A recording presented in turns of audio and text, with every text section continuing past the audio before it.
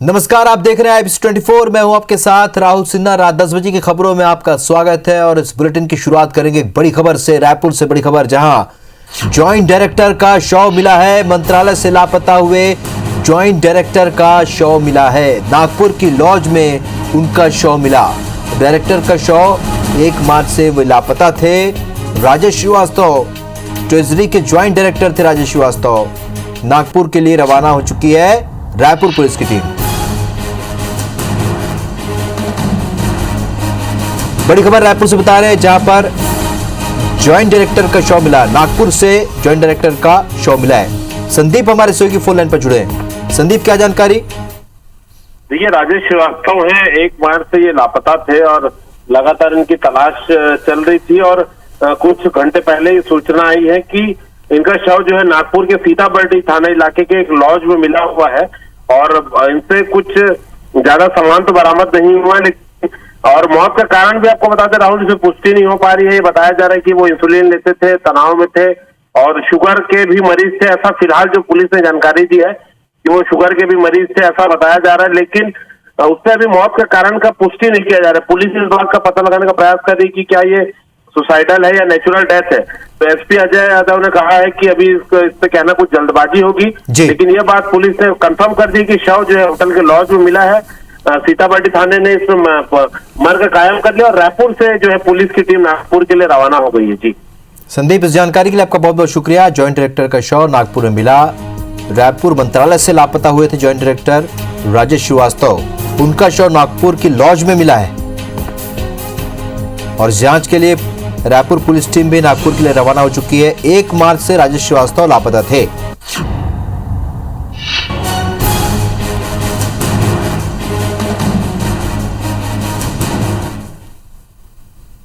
बढ़ते आगे, विधानसभा में आज वर्ष 2021-22 के बजट पर चर्चा के दौरान केंद्रीय पुल में चावल का कोटा बढ़ाने को लेकर सत्ता पक्ष और विपक्ष में जमकर नोकझोंक हुई।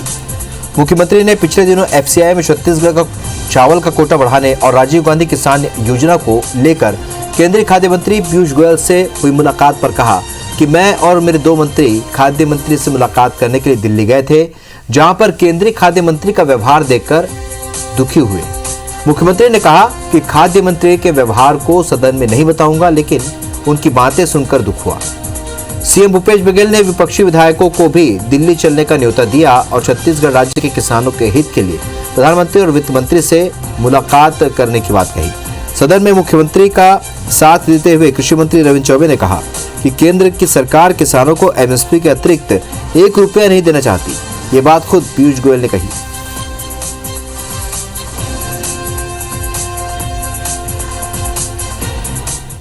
चूँकि वो बैठक की बात है तो इसलिए मैं सार्वजनिक रूप से नहीं कहूँगा, लेकिन जो हुआ वो ठीक नहीं था। छत्तीसगढ़ के मुख्यमंत्री भूपेश बघेल ने 2 साल पहले इंद्रावती विकास प्राधिकरण के गठन की घोषणा की थी, लेकिन अब तक प्राधिकरण का गठन नहीं हो पाया है।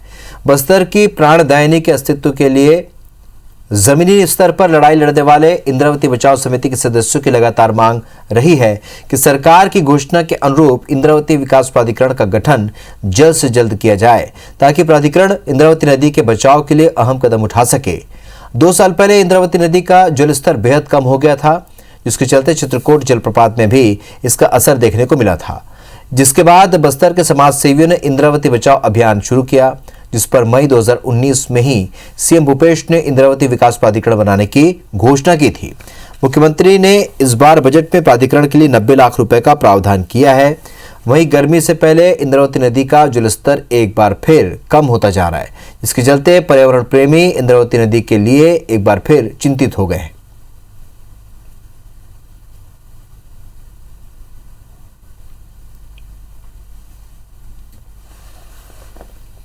2 साल हो गए हैं जबकि राज्य सरकार की ओर से घोषणा की गई थी कि इंद्रावती विकास प्राधिकरण के गठन किया जाएगा, मगर अब तक ये मूर्त रूप में कायम नहीं हो पाया है। और तो हम फिर से चाहेंगे कि राज्य सरकार इस पर तत्काल निर्णय ले और जल्द से जल्द इंद्रावती विकास प्राधिकरण के गठन की घोषणा कर उसके काम को प्रारंभ किया जाए।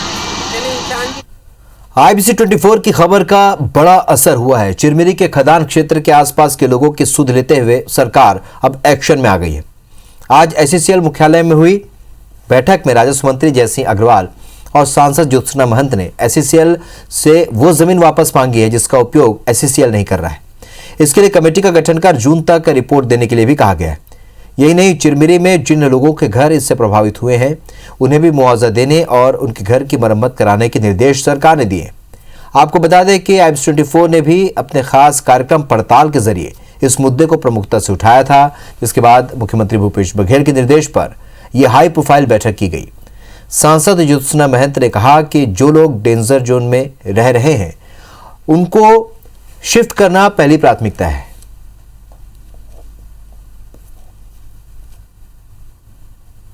क्योंकि अभी वो लोग डेंजर एरिया में हैं, उनको वहां से निकाल के हम लोग एक अच्छे एरिया में लाना चाहते हैं।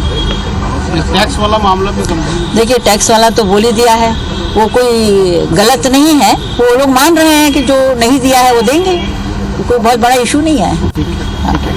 तो उसका पूरा परीक्षण करके एक रिपोर्ट तैयार करेंगे और एससीएल भी अपने आपके मिनिस्ट्री से इसमें परमिशन लेगी और जो जमीनें इनके उपयोग की नहीं उन जमीनों को वापस करने पे चर्चा हुई है।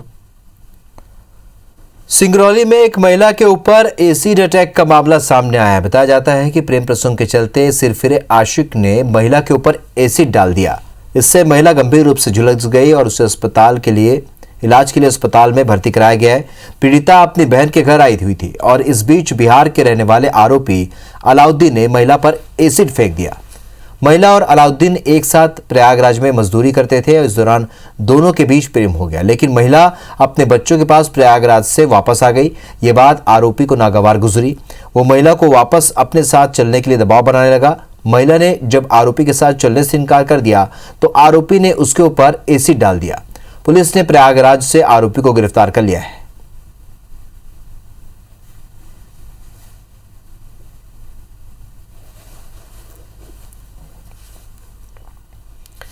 नगरीय निकाय चुनाव से पहले मध्य प्रदेश का बजट चंबल में शिवराज सरकार का मास्टर स्ट्रोक कहा जा रहा है, क्योंकि प्रदेश के बजट में ज्योतिरादित्य सिंधिया के गढ़ ग्वालियर चंबल अंचल को बड़ी सौगात मिली है। यहां चंबल एक्सप्रेसवे, ग्वालियर में हॉकी का centre of excellence centre, Sheopur में मेडिकल कॉलेज की योजनाओं को बजट में शामिल करना राहत देने वाला रहा है। तो वहीं केंद्रीय मंत्री नरेंद्र सिंह तोमर के संसदीय क्षेत्र का भी ख्याल रखा गया है।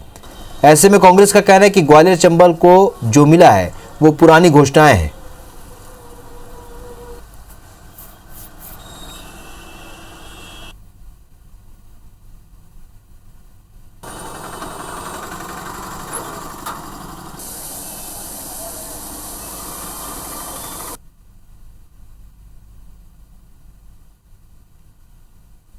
माननीय शिवराज सिंह जी को बहुत धन्यवाद देना चाहूँगा, माननीय वित्त मंत्री जी को भी, कि उन्होंने इस विपरीत परिस्थिति में ऐसा बजट प्रस्तुत किया जिससे कोई भार किसी पर पड़ने वाला नहीं है। इंफ्रास्ट्रक्चर पर विशेष जोर दिया गया है, रोजगार नौकरियों पर विशेष जोर दिया गया है, कृषकों की समस्या हल करने के लिए खास प्रावधान उसके अंदर है। मेरा मानना है महान क्रांतिकारी बजट है। ग्वालियर चंबल को कुछ भी देने जा रहे हैं क्योंकि ये पूरा जुमला बजट है, जो पुरानी पूर्व की घोषणा है उन्हीं को दोबारा दोहराया गया है।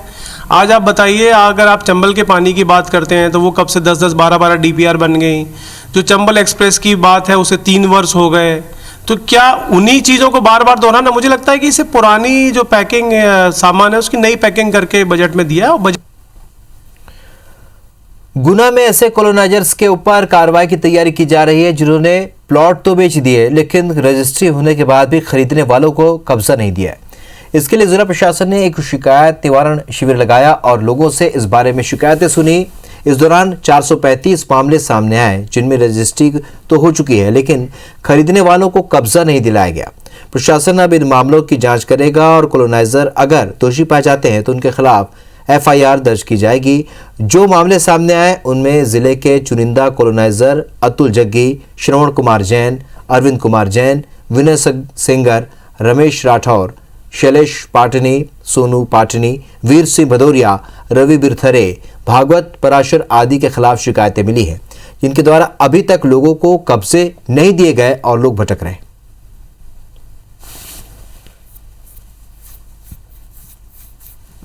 लोग छांट रहे हैं उसमें से कि लगभग कितने कॉलोनी के आवेदन प्राप्त हुए हैं, कॉलोनाइजर कौन कौन है। फिर उनके खिलाफ जो भी वैधानिक कार्रवाई होगी वो की जाएगी। सबसे पहले जांच करवाई जा रही है। जैसा ही प्रतिवेदन आता है उसके अनुसार आगामी कड़ी से कड़ी कार्रवाई की जाएगी।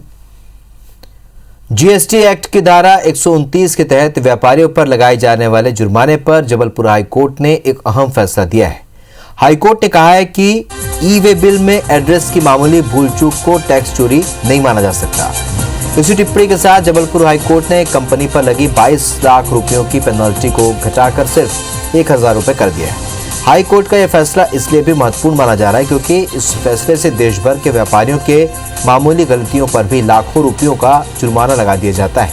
दरअसल कटनी की एक कंपनी ने टनल बोरिंग के पार्ट्स खराब होने पर अमेरिका में स्थित अपनी पेरेंट कंपनी से इसके पार्ट्स बुलवाए थे। मुंबई पोर्ट पर इसके लिए कस्टम क्लियरेंस हुआ और पूरा टैक्स चुकाया गया, लेकिन जब ट्रक से माल मुंबई से कटनी आना था तो ई-वे बिल जो जारी हुआ उसमें पार्ट्स पाने वाले का नाम पता गलती से मुंबई का लिखा गया। हालांकि ई-वे बिल में माल पहुंचने की दूरी 1200 किलोमीटर ही थी जो मुंबई से कटनी की दूरी है। इस गलती पर जीएसटी विभाग ने गलत पता देने के कारण कंपनी पर 22 लाख रुपयों की टैक्स पेनल्टी लगा दी। मामले पर ज्वाइंट कमिश्नर जीएसटी ने अपील भी खारिज कर दिया था, जिसके बाद हाईकोर्ट में याचिका दायर की गई थी, जिस पर हाईकोर्ट ने एड्रेस की मामूली चूक को टैक्स चोरी नहीं मानकर 22 लाख की पेनल्टी को घटाकर 1000 रुपये का फैसला सुनाया।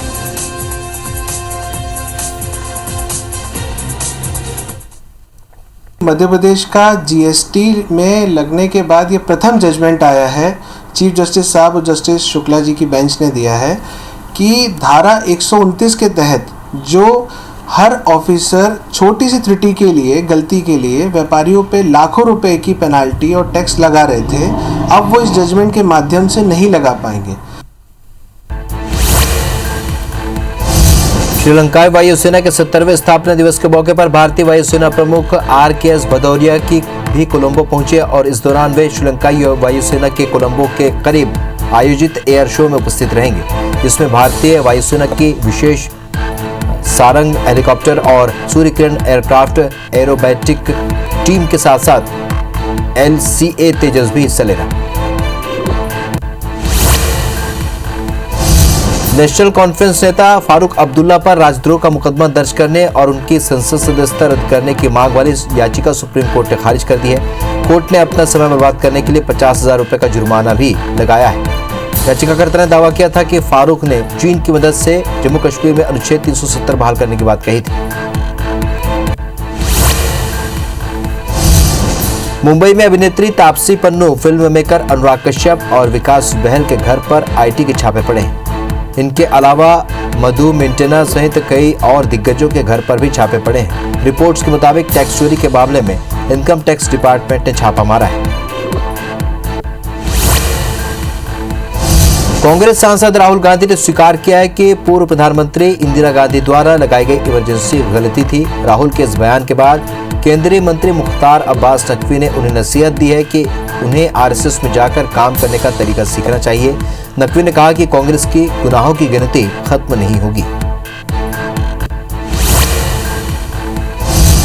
पश्चिम बंगाल विधानसभा चुनाव के मद्देनजर टॉलीवुड के फिल्मी सितारों को लुभाने की TMC और बीजेपी में होड़ मची हुई है। दोनों पार्टियों में प्रत्येक दिन कोई न कोई टॉलीवुड की हस्तियां राजनीति से जुड़ रही हैं। आज बांग्ला फिल्म अभिनेत्री सायंतिका बनर्जी TMC में शामिल हो गई हैं। इस मौके पर TMC के महासचिव पार्थ चटर्जी, मंत्री सुब्रत चटर्जी मौजूद हैं। देश में कोरोना के खिलाफ वैक्सीनेशन का दूसरा चरण जारी है और इस चरण में आम लोगों समेत कई विशिष्ट लोगों ने भी कोरोना वैक्सीन का डोज लिया है। इसी कड़ी में राष्ट्रपति रामनाथ कोविंद ने आज दिल्ली के RR हॉस्पिटल में वैक्सीन की पहली डोज ली। राष्ट्रपति ने उन सभी लोगों से टीका लगवाने की अपील की जो दूसरे चरण के टीकाकरण अभियान के तहत इसकी पात्रता रखते हैं।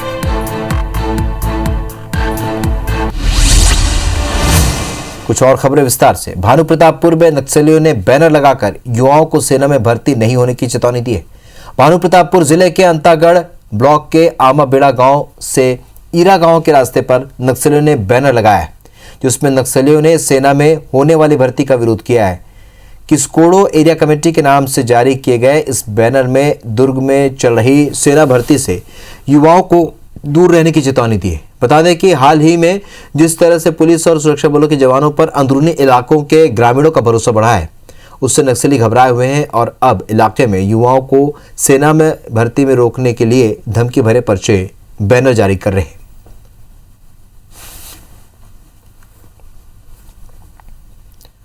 सरगुजा के लुंड्रा में लापरवाही की एक बड़ी तस्वीर सामने आई है। यहां बटवाही आदिवासी बाल आश्रम में चल रहे 100 से भी अधिक मितानिनों के प्रशिक्षण शिविर में दूषित खान पान से आधा दर्जन से अधिक महिलाएं बीमार हो गईं। उल्टी और दस्त से पीड़ित आधा दर्जन से अधिक मितानिन महिलाओं को इलाज के लिए प्राथमिक स्वास्थ्य केंद्र रघुनाथपुर भर्ती कराया गया। दरअसल स्वास्थ्य विभाग ने 100 से अधिक मितानिनों का 7 दिवसीय प्रशिक्षण शिविर लगाया है, जहां खराब भोजन से प्रशिक्षण में शामिल महिलाएं बीमार पड़ गईं। महिलाओं का आरोप यह भी है कि रात में लाइट की व्यवस्था भी नहीं की गई है, जिसकी शिकायत वरिष्ठ अधिकारियों से भी की गई है, लेकिन कोई नतीजा नहीं निकला।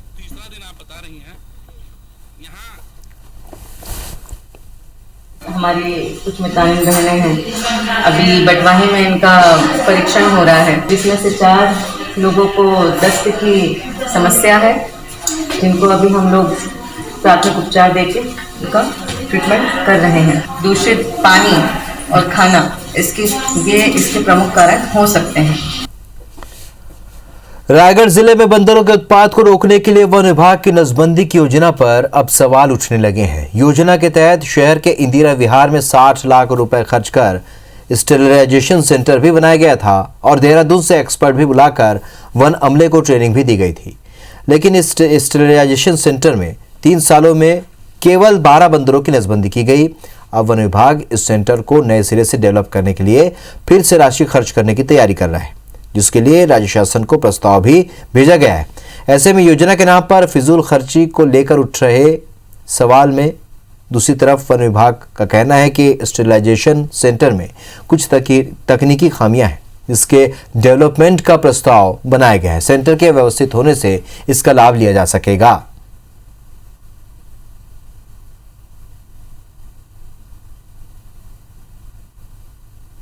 बंदर के कारण यहाँ परेशानी तो बहुत हो रहा है, क्योंकि जो बच्चे हैं खास करके, जैसे बच्चे लोग शाम के टाइम में साइकिल चलाते हैं, दिन के टाइम में खेलते हैं, तो उस टाइम में काफ़ी प्रॉब्लम हो रहा है। और पहले ये बंदर क्या था, पहले सिर्फ खाने तक सीमित थे, अभी ये अब चावने पे सीमित आ गए हैं। हम लोग पहले भी बोल चुके हैं कि लिख के भी दिए कि बहुत परेशान करते हैं, कुत्ते जैसे घूम रहे हैं इधर उधर, कहीं भी बच्चों को भी नहीं भेज सकते हैं, कपड़ा सुखाने में दिक्कत है।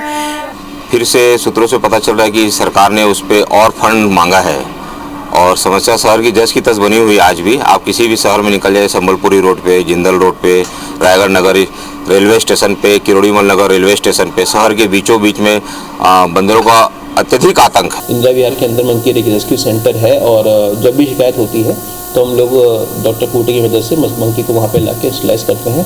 वर्तमान में कुछ और बजट आया है जिससे हम उसका और मेंटेनेंस करेंगे और फ्यूचर में उसको और अच्छे से डेवलप किया जा सके, इसकी हम लोग प्रयास कर रहे हैं।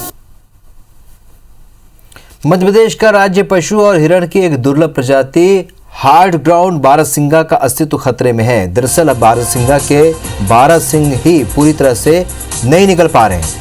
इसके अलावा इनके शरीर में भी विकृति आ रही है। राजधानी भोपाल के वन विहार नेशनल पार्क में भी इनको बचाने की कवायद कारगर साबित नहीं हो पा रही है। वन विहार नेशनल पार्क के अंदर 9 हेक्टेयर क्षेत्र में बनाए गए बाड़े में 3 साल में 11 बारहसिंगा की मौत हो गई। अचानक बारहसिंगा का मुंह टेढ़ा होने लगा था और पूरे सिंगों के आकार में विकृति आने लगी।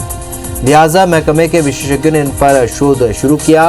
वन विभाग के आंकड़ों की बात की जाए तो बारहसिंगा दुनिया में केवल मध्य प्रदेश के कान्हा नेशनल पार्क में ही पाए जाते हैं। लगातार कम होती संख्या और महामारी के संकट से बारहसिंगा को बचाने के लिए वन विहार नेशनल पार्क और होशंगाबाद के सतपुड़ा टाइगर रिजर्व की बोरी रेंज में बसाने का निर्णय लिया गया था। साल 2015 में वन विहार नेशनल पार्क में 7 बारहसिंगा लाए गए।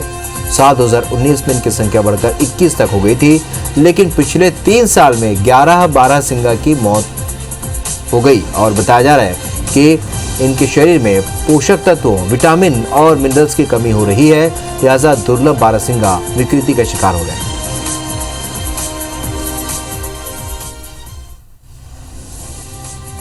जो पिछले 2 वर्षों में है उसमें से काफ़ी बारहसिंगा हम लोगों ने खोई। उसमें ये देखा कि शायद उनका हैबिटेट उनको सूट नहीं हो रहा है, तो विशेषज्ञों के दल ने भी हम लोग यहाँ वन विहार का भ्रमण किया और उन्होंने जो सुझाव सुझाए उन पे हम लोगों ने पूरा अमल किया। 2 बारासिंगा जो है वो बाड़े के अंदर है और शेष सारे बारासिंगा हैं हम लोगों ने खुले क्षेत्र में मूल योजना के अनुसार उनको छोड़ दिए हैं। देश में अब कहीं भी एमआरआई के दौरान मरीजों को ठंड नहीं लगेगी। विदिशा के 5 होनहार छात्रों ने इसका हल खोज निकाला है। विदिशा के इंजीनियरिंग कॉलेज सम्राट अशोक टेक्नोलॉजिकल इंस्टीट्यूट सती के मैकेनिकल डिपार्टमेंट के 5 छात्रों ने एक ऐसा गद्दा तैयार किया है जो एमआरआई के दौरान मरीजों को ठंड से बचाएगा। इसे बनाने का खर्च मात्र 5,000 रुपये है। छात्रों के इस रिसर्च की सराहना दिल्ली में भी हुई। स्मार्ट इंडिया हैकाथॉन 2020 ने छात्रों को प्रथम पुरस्कार से नवाजा। वहीं टीम को 1 लाख रुपए देकर सम्मानित किया गया। एक बार उद्योगपतियों ने पीएम मोदी से एक ऐसे उपकरण के इजाद करने पर चर्चा की थी।